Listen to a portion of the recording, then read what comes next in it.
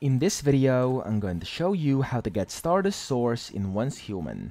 Now, this is, if you ask me, the best two ways I'm going to show you. Of course, you can get it from challenges, collecting things, and stuff like that. However, if you want to be really efficient, this is what you have to do. Now, open up your map, and of course, the first thing you can do is clear these workshops, okay? So, you have to basically defend the workshop, and you can do this. Now, there's multiple of these on the map. You can just find one and activate it. However, you will need that card to do it, okay? Now, as you can see, it will give you different amounts of Stardust Source when you do this, okay? But that's not the best way. Now, the best way, in my opinion, that's the second best if you ask me, the best way, in my opinion, would be the securement silos, okay?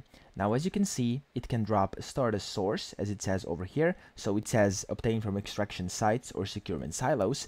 And yeah, with the reason, those are the best thing you can do. Basically, you just run a silo, and for completing it, I suggest doing it in a team of 4, by the way, because it's much easier, much quicker, and much more efficient. Plus, all of you will get the Stardust Source.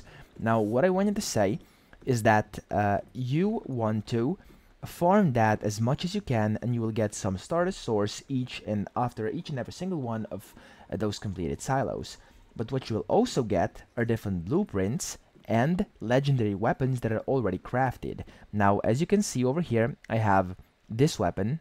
So it's dropped gear, it says at the top, in case you can see it.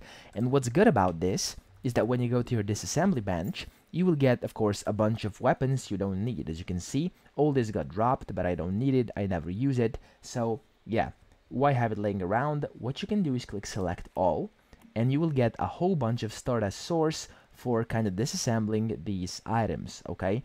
As you can see, that's quite a lot, so you do a few runs, and you will get a whole bunch of items, and you can just disassemble them all for a lot of Stardust Source. Now, yeah, that's pretty much it. Those are the 2 best ways to get Stardust Source, in my opinion, in Once Human.